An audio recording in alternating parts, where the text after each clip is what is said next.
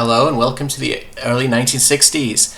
I'm going to show you today a mod, or let's say a skin pack, that I've made for Formula Junior. It's based on Formula 1 1961 to 1965, so that's an era that's not represented in Automobilista 2 at the moment. And I decided to base it particularly on the 1961 season because the 1961 season the car started with 140 horsepower. Formula Junior has 125, so something like that. So it is possible to get a reasonably close approximation of what it would be like to drive the cars. Now, because now with Automobilista 2 skin packs you can change the performance of the cars to make them faster or slower, have more power, less power.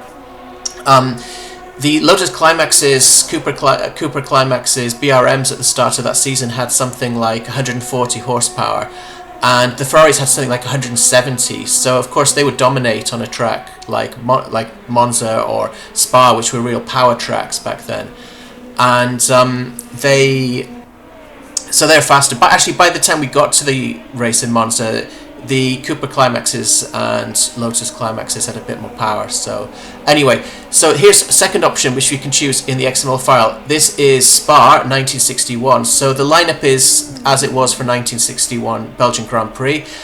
In this race we can see Olivier Gendebien. So for some reason Ferrari gave a Belgian driver one of their cars, painted it yellow in Belgian national colours, and let him race against them.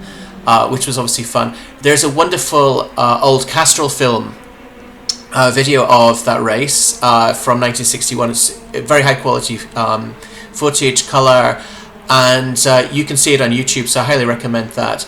The car numbers and things like this, in this car set are based on this exact race. Also the look of the cars, as closely as possible, is based on that exact race. So yeah, we've got different cars. We've also got Porsches in this. Dan Gurney, Joe Bonnier, and Carol Godin de Beaufort were driving Porsches in this race. Okay, that's the private Porsche of the Dutch driver Godin de Beaufort. You can correct it's right in the comments if my Dutch pronunciation isn't right. I have no idea if that's actually supposed to be pronounced the French way, because it does look like a French name, or if they say it differently.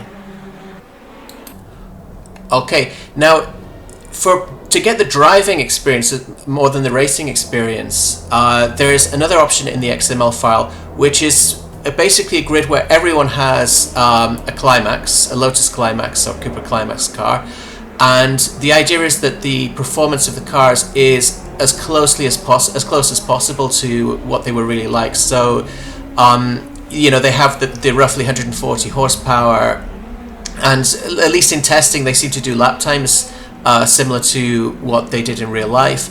So this is probably as close as we can get to actually simulate the cars. For a Formula 1 season, the trouble is there's no overhead above that to then make the Ferraris faster. So I decided not to use that as the basis for the Formula 1 season, but it's actually based on the Silver City trophy race, which was just a non-championship race.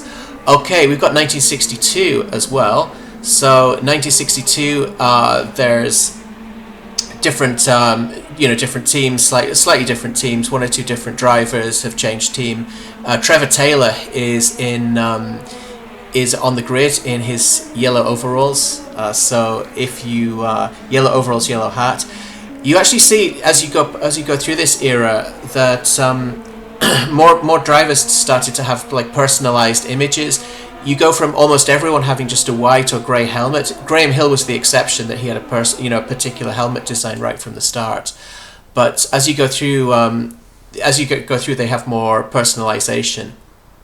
Okay, yeah. So for 1963, a few more teams joined the grid: Sirocco, ATS. ATS were rebels from Ferrari, but they tried to set up their own team. It didn't really work out that well for them. From 1963 as well, you start to get the classic 60s designs of the cars. Lotus has its yellow stripe. BRM has the orange nose. Brabham are now on the grid, and you also start to see the car numbers tend to be more consistent from race to race. So before this time, you could just have random car numbers for each race, but and at least in my car set, they're mostly just carried forward from that Belgian Grand Prix. Whereas from 1963 onwards, you tend to see the world champion with number 1. Not at every race, because every race was just a separate event, but they tended to give the world champion number 1 more often, and so that's respected more in the actual field. The Porsches have left, so Karel Godin de Beaufort is the only one left. He's now painted his car completely orange because Porsche are not in. And yeah, okay. 1964, again, there's more cars on the grid for us to look at. Centro Sud are the weaker Italian team this time. They are in 1 or 2 of the other races. I think they're also in 1961. They were here and there all through that time. Okay. And yeah, we've got Surtees won this championship, so that's 1964. Only driver ever to win the motorcycling and car world championship. Okay, and there's the rest. We've got Bob Anderson at the back there. So yeah, the lineup just changes slightly from season to season. As you go through the seasons, the cars actually get faster, and they get. So 1961, you've got the default performance from Formula Junior, and it goes up to being the fastest you can possibly get the game to go by 1965, and it goes it basically goes evenly. We've also got this nice thing, 1964 American Grand Prix, United States Grand Prix. So there's a few extra cars there. We've got a Honda is there. There's a lot more American drivers who've taken over seats, and one of the fun things is you'll notice the Ferraris at the front are not red. So we've got Bandini there, and the reason is because Ferrari had a dispute with the Italian motor racing authorities, and they entered the American Grand Prix as the North American racing team and not in red. So that's actually the last time they've ever competed in any colour other than red. The fastest driver in the set is actually Jim Clark. So it's just kind of coincidence that John Surtees is leading massive by quite a long way on both of the examples I've shown you. But yeah, Jim Clark was actually fastest, but very unreliable during this season and didn't win it. Okay, so 1965. There's 3 Brabhams on the grid.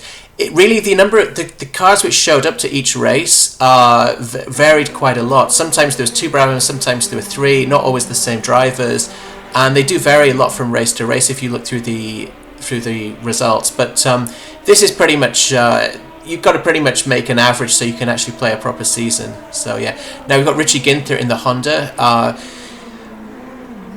Richie Ginther won the Mexican Grand Prix this year, and the first ever Japanese Japanese engine to win a race. Okay, and here are the back markers from 1965. Now, if you want to play, of course, these cars, but on a modern track, best thing to do is to use the final option from the XML file, which is the Monaco Historic. So this is actually the 2026 grid for the Monaco Historic Class B race, and all of these different cars up against each other at Monaco, and you can watch this on YouTube as well. This is a wonderful cars, and of course they can actually race around Monaco, which is nice because of course modern cars are really too big to race around Monaco, but you can actually have a decent race. So that's kind of a lot of it's a lot of fun. Anyway, I hope you guys like this. Please try it, write comments. I'm going to try to get a server running so that we can actually race against each other regularly, get a league going. So comment and subscribe to find out about that. It will start from September or something. Anyway, hope you guys like it. Bye-bye.